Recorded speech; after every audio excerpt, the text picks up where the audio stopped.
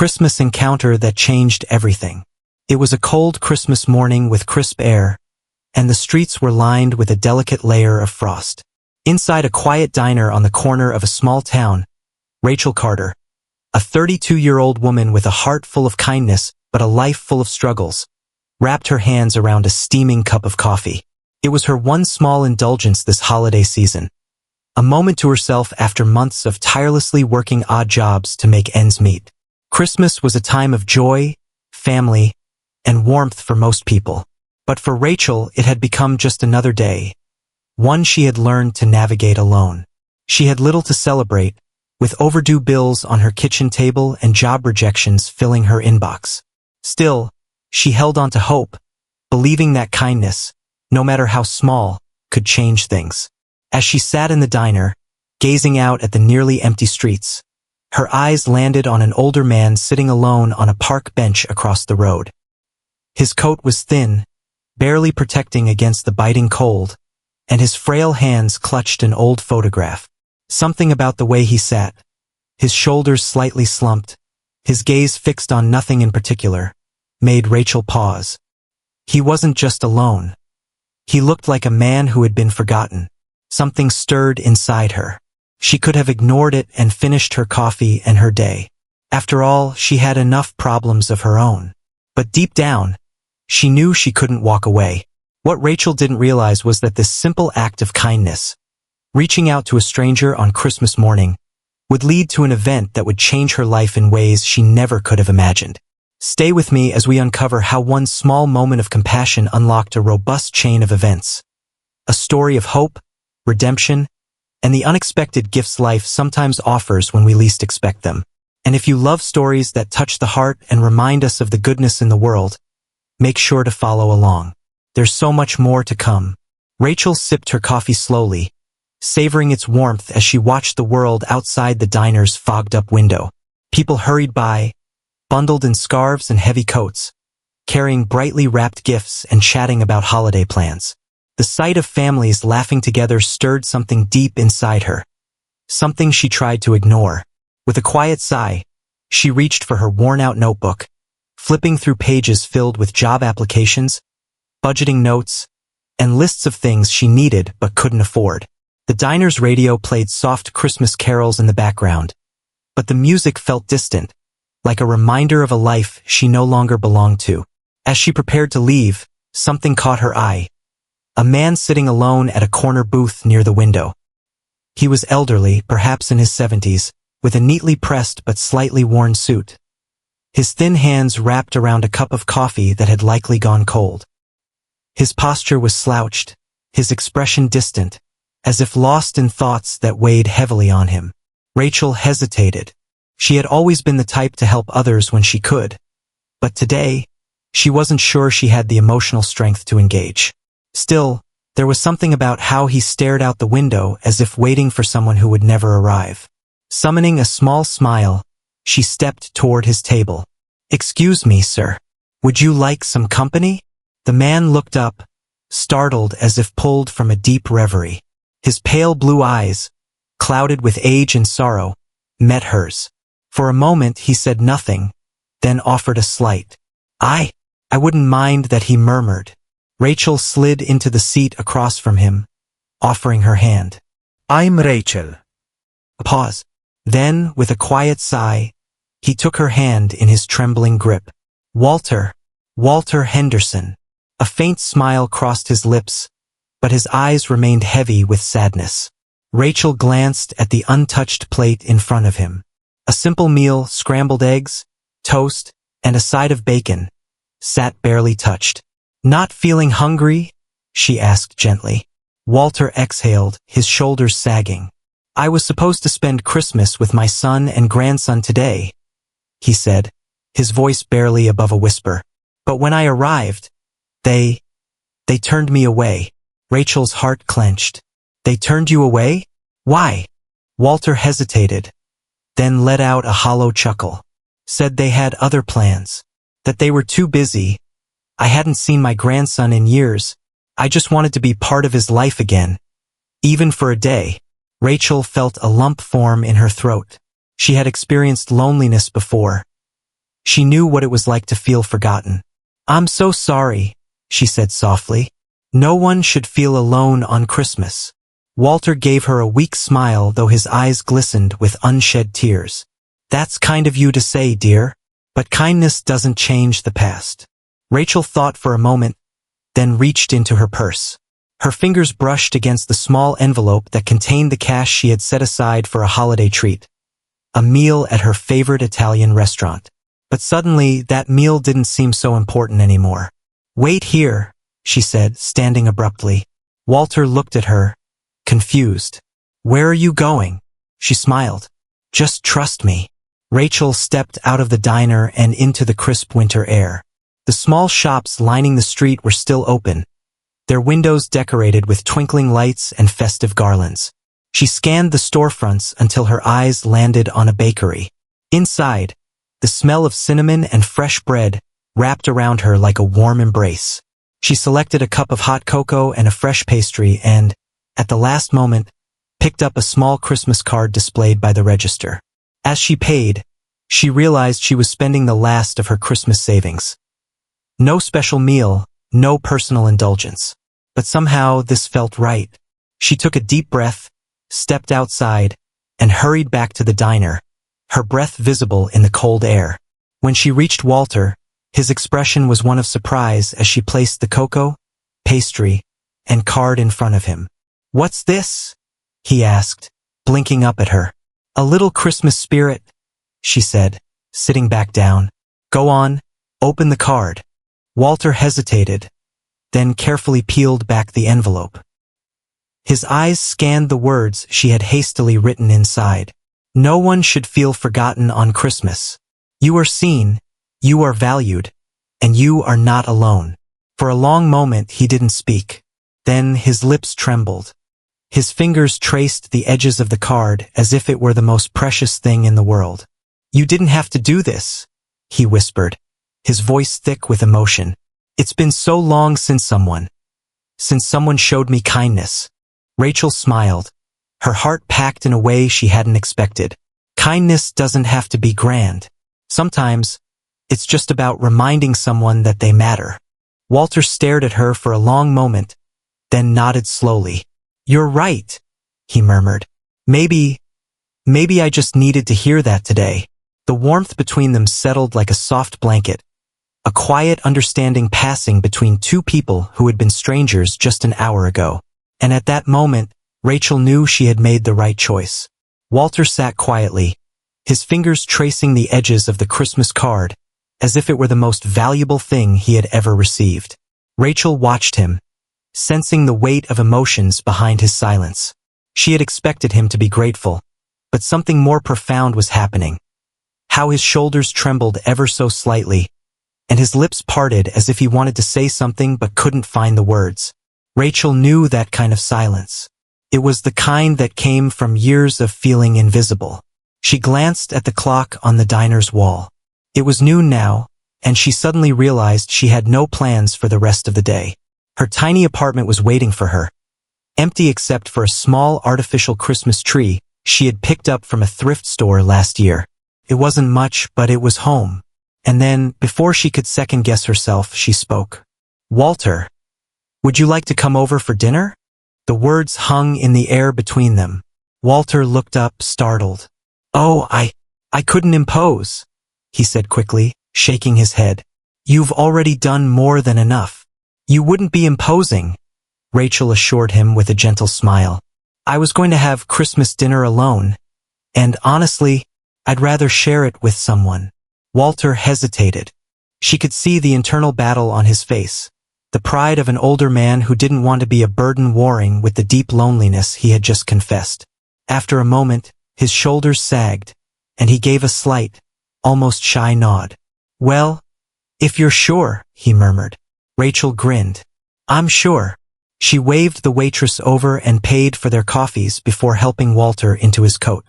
The two of them stepped out into the crisp December air, and as they walked side by side down the sidewalk, something inside Rachel shifted. For the first time in a long time, Christmas didn't feel so lonely.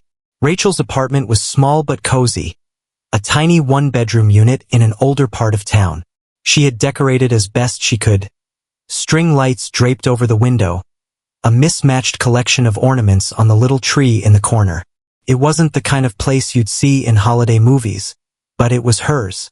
Walter stepped inside, glancing around with quiet appreciation. "It's lovely," he said, his voice warm.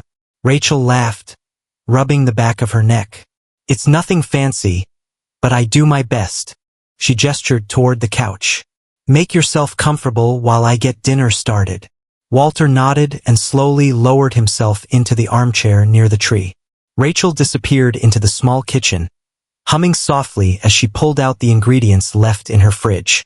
From the living room, she heard Walter moving around, and when she peeked over her shoulder, she saw him gently adjusting one of the tree's ornaments that had slipped down a branch.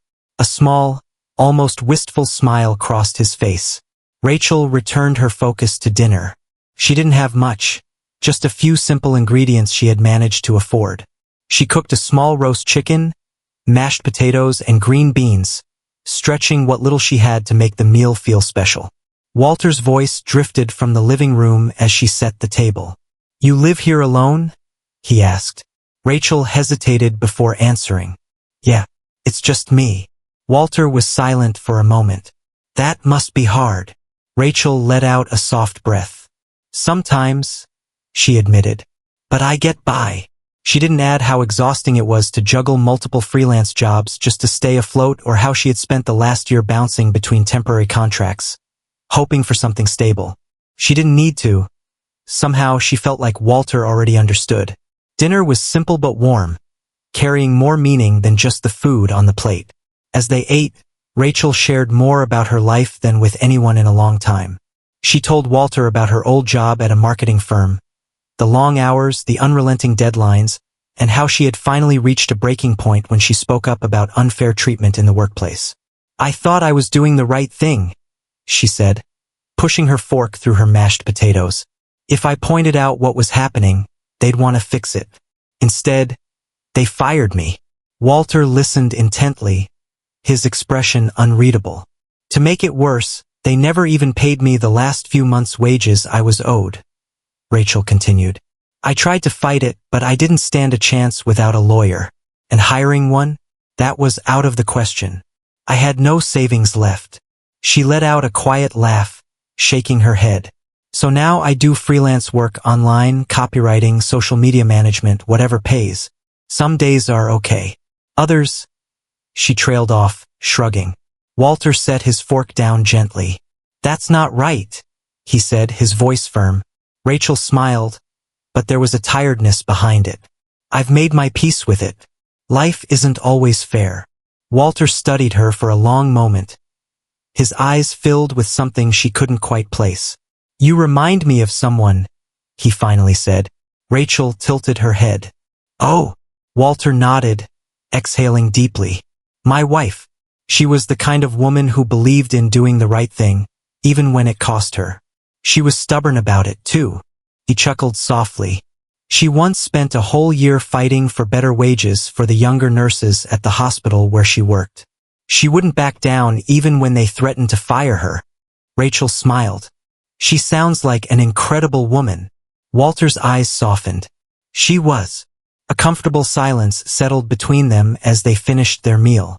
Rachel stood and began gathering the dishes, but Walter suddenly reached across the table, his hand resting lightly on her wrist. "You shouldn't have to fight alone," he said softly. Rachel looked at him, something shifting in her chest. Walter didn't say anything more. He gave her a knowing look as if he already had something in mind. And for the first time in months, Rachel felt something she hadn't dared to hope for. Hope. The evening passed in a warmth Rachel hadn't felt in a long time. As Walter leaned back in his chair, sipping the last of his tea, she noticed a change in him. His shoulders weren't as slumped. His face wasn't as burdened. Maybe, for tonight at least, he didn't feel so alone. Rachel, too, felt different. The quiet weight she had carried for so long, the isolation, the endless cycle of worry, felt lighter. There was something about sharing a meal with another person and knowing that even for just one night, she wasn't going through life alone. She glanced at the clock. It was almost 9:30 p.m. Walter let out a slow breath and shifted in his chair. I should probably be heading home, he murmured. Rachel frowned. Where's home? Walter hesitated. A small apartment on the other side of town. Not much, but it's home. Rachel wasn't convinced. His hesitation told her more than he realized. Do you have someone waiting for you there? She asked gently. Walter looked down at his hands, his fingers tracing the rim of his empty mug. No, he admitted. The idea of him returning to an empty apartment on Christmas night made her chest ache. Well, you're welcome to stay a little longer, she offered. No rush. Walter gave her a small, grateful smile. Thank you, Rachel. I mean that. He reached for his coat, but just as he did, there was a knock at the door. Rachel stiffened. She wasn't expecting anyone. Her mind raced. Could it be a neighbor? A mistake? Her landlord? She slowly stood, glancing at Walter before going to the door. She took a steadying breath and cracked it open. What she saw made her breath hitch. Standing outside were 4 impeccably dressed men in suits. Behind them, standing slightly apart, was Walter. Or rather, another Walter. Rachel's heart pounded in confusion. She looked over her shoulder. Walter was still sitting at the table, looking just as startled as she was. Then she turned back to the man in front of her. No, it wasn't another Walter. It was the same Walter, only now he looked entirely different. The man before her wasn't the lonely older man she had met hours ago. He stood taller, shoulders squared, his blue eyes sharp and steady. He looked powerful. Good evening, Miss Carter, he said gently, his voice smoother and more muscular. I hope I'm not intruding. Rachel blinked. She could barely find her voice. What's going on? The man reached into his coat pocket and pulled out a thick envelope wrapped in decorative paper. I wanted to see you again, he said, offering it to her, and to return the kindness you showed me.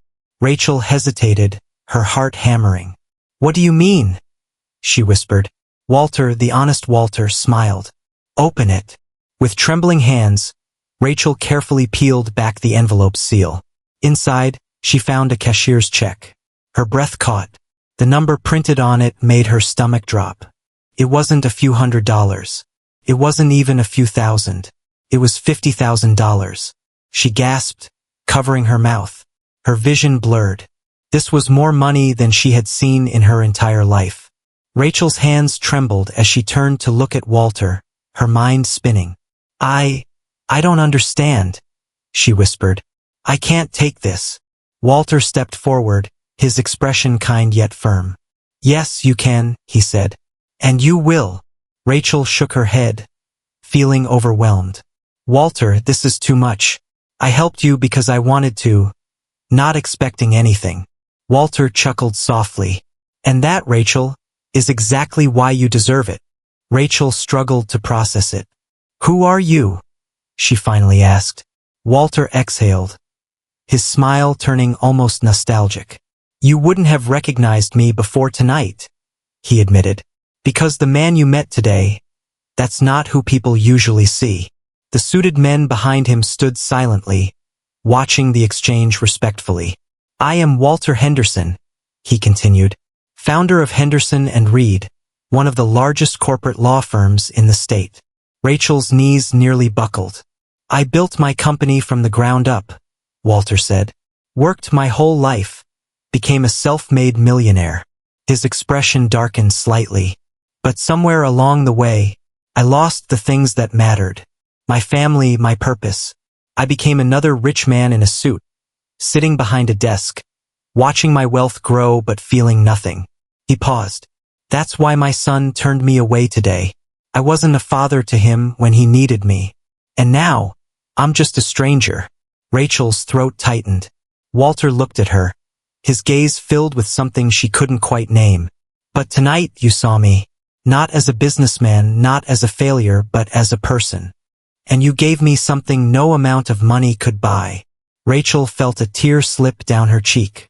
Walter, she struggled to find words. Walter placed a reassuring hand on her shoulder. You helped me without expecting anything in return. Now, let me do the same for you. He gestured toward the suited men. These are my top lawyers. I told them about your case, about how your company wronged you, how they withheld your wages. Rachel's breath hitched. They are going to represent you free of charge, Walter said firmly. You will get every penny they owe you. You won't have to fight alone anymore. Rachel's knees finally gave out, and she stumbled back onto the couch, clutching the check to her chest. It was too much, too unreal. She had spent so long believing that people like her didn't get lucky. That kindness was something you gave, not something that ever came back around. But here it was. The proof that maybe, just maybe, good things do happen to good people. Walter crouched beside her. Rachel, he said softly, you gave me back a piece of my humanity tonight. Let me give you back your future. Rachel looked up, tears filling her eyes. For the first time in a long time, she felt something she had been too afraid to believe in. Hope. And on that quiet Christmas night, as the snow began to fall outside, Rachel realized something even more powerful than the gift in her hands. Kindness had changed both of their lives, and neither of them would ever be the same again. Rachel sat in stunned silence, clutching the check in her hands, her mind racing. The weight of Walter's words pressed down on her. $50,000. Free legal representation. A chance to fight back against the injustice she had endured. It was everything she had secretly wished for yet never dared to believe could happen. She swallowed hard, lifting her gaze to Walter. I don't know what to say, she whispered. Walter's eyes softened. Then don't say anything, he replied gently. Just promise me one thing. Rachel blinked. What? That you'll fight, Walter said firmly. Not just for yourself, but for everyone who's been silenced, manipulated, or taken advantage of. He leaned forward slightly. You spoke up once and lost everything. Now, I want to ensure that when you speak up again, the world will listen. Rachel's throat tightened.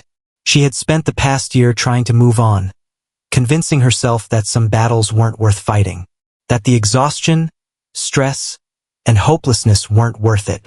But now she had a chance. She nodded slowly. Okay, she whispered. I'll fight. Walter smiled. Good. He turned to his team of lawyers. You'll take care of everything? A man in a charcoal gray suit, Mr. Lawson, one of Walter's senior attorneys, nodded. Sir, we've already begun gathering evidence. We'll file a lawsuit against the company immediately. Rachel's eyes widened. Already?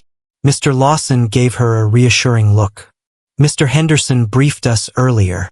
We've already retrieved employment records, pay stubs, and correspondence related to your termination. If you agree, we'll begin legal proceedings in the morning. Rachel's pulse pounded. This was real. This was happening. She had been drowning for so long, fighting to stay afloat. And now, in a single night, someone had thrown her a lifeline. She exhaled shakily. Let's do it.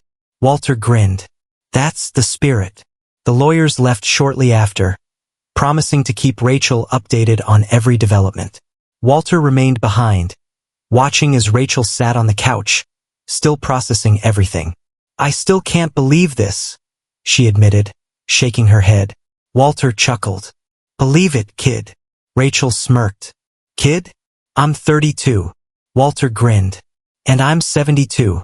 To me, you'll always be a kid. She laughed, shaking her head. Thank you, Walter. I mean it. Walter's expression turned serious. No, Rachel. Thank you. She frowned. For what? For reminding me what matters, he said simply. You gave me something tonight that I haven't had in a long time. A reason to believe in people again. Rachel felt her chest tighten. Well, I guess we both got a Christmas miracle then. Huh. Walter chuckled. I guess we did. That night, Rachel barely slept. Every time she closed her eyes, her mind raced with thoughts of the lawsuit, of what could happen next. Would she win? Would she finally get justice? Or would this all fall apart like so many other things in her life? By morning, she still didn't have an answer. But for the first time in a long time, she had hope. Walter called her early just to check in. He insisted on taking her out for breakfast, and this time he paid. They talked about everything from coffee and pancakes at a small family-owned diner to life, regrets, and dreams. Walter told her stories about his younger years, about the choices he wished he had made differently. "I built my empire with my own 2 hands," he admitted, stirring his coffee. "But in the process, I lost the people who mattered most. My son, my grandson. I spent years convincing myself that wealth could fill the void. But no amount of money can buy back time." Rachel listened, understanding more than she expected. "You know," she said softly, "it's not too late." Walter looked up, surprised. "To fix things," Rachel clarified. "To try again." Walter sighed. "I wish it were that simple." Rachel shrugged. "Maybe it is." Walter didn't respond right away, but something in his expression shifted, just a little. Days passed. Rachel met with Walter's legal team, signed documents, and watched as her case gained momentum. The company that had fired her refused to settle, forcing the lawsuit into public scrutiny. News outlets picked up the story. Other former and current employees started coming forward, sharing similar experiences of mistreatment. And just like that, Rachel's battle became something more significant. Walter was by her side through it all, offering his unwavering support. He sat beside her during legal meetings, helped her navigate the overwhelming press attention, and reminded her, on the days when she wanted to quit, why she had started this fight in the first place. And then, one day, something unexpected happened. Walter's phone rang. When he answered, his face paled. His hands trembled slightly as he listened. Then he murmured, "I see. Thank you." Rachel frowned as he hung up. "What is it?" Walter exhaled shakily, rubbing his temples. "It was my son," he admitted. Rachel's eyes widened. "Your son?" Walter nodded. He saw the news, saw what I was doing, helping you, fighting for justice." He swallowed. "He wants to meet." Rachel's heart pounded. "Do you think it's a good idea?" she asked. Walter hesitated, then gave her a small, almost vulnerable smile. "I think it's the best idea I've had in a long time." Rachel grinned. "Then go. Fix what's broken." Walter reached across the table, squeezing her hand. "You're a remarkable person, Rachel. Never forget that." She squeezed back. "Neither should you." As Walter left to reunite with his son, Rachel felt something shift inside her. She had spent so long believing that kindness was a one-way street, that giving was something you did without expecting anything in return. But Walter had shown her something different. Kindness had a way of coming back, sometimes in the most unexpected ways. And as Rachel stood in the quiet of her apartment that evening, she realized something. This wasn't just her Christmas miracle. It was Walter's too. And maybe, just maybe, it was only the beginning. The weeks following Christmas felt like a whirlwind. Rachel's lawsuit had gained traction faster than she ever anticipated. News outlets picked up the story, and soon, she wasn't just fighting for herself. She had become the face of a much larger movement. Former employees from her old company came forward, sharing their horror stories. Unpaid wages, wrongful terminations, toxic work conditions. The weight of their testimonies turned Rachel's battle into a public reckoning. The company was under immense scrutiny, and Walter's legal team led the charge. Stockholders demanded answers. Executives scrambled to manage the crisis. But no amount of corporate spin could hide the truth anymore. Rachel found herself sitting in legal depositions, facing the same company that had discarded her like she was nothing. Only this time, she wasn't alone. Walter sat beside her, his presence a silent but powerful support force. "You nervous?" he asked her before entering the first court hearing. Rachel exhaled. Terrified. Walter gave her a reassuring nod. "Good. That means this matters." She managed a small smile. "I just want them to take responsibility, finally." Walter's expression turned serious. "And they will. You've already won more than you think." She frowned. "How?" Walter smiled. "Because you refused to stay silent. That's more powerful than any legal victory." Rachel swallowed the lump in her throat. He was right. No matter what happened, She had already won something priceless, her voice. The trial lasted 5 weeks. During that time, Rachel endured relentless questioning, harsh tactics from the company's lawyers, and countless sleepless nights. But through it all, she stood her ground. And then, finally, the verdict came. The company was guilty of wrongful termination, wage theft, and labor violations. They were ordered to pay Rachel every dollar they had withheld, plus damages. But that wasn't all. Due to the overwhelming evidence and multiple testimonies from former employees, the company's CEO was forced to resign. A full-scale investigation into unethical business practices was launched. Rachel had done it. She had brought them down. When she stepped outside the courthouse, reporters swarmed her, microphones flashing in her face. "How do you feel?" one of them asked. Rachel took a deep breath. "I feel relieved. But this was never just about me. This was about doing what was right. I hope this serves as a reminder that no one, no matter how powerful, is above accountability." Walter stood behind her, watching with pride. As the crowd dispersed, he walked up to her. "You did it, Rachel." Rachel turned to him, the weight of it all finally hitting her. She let out a shaky laugh. "We did it." Walter grinned.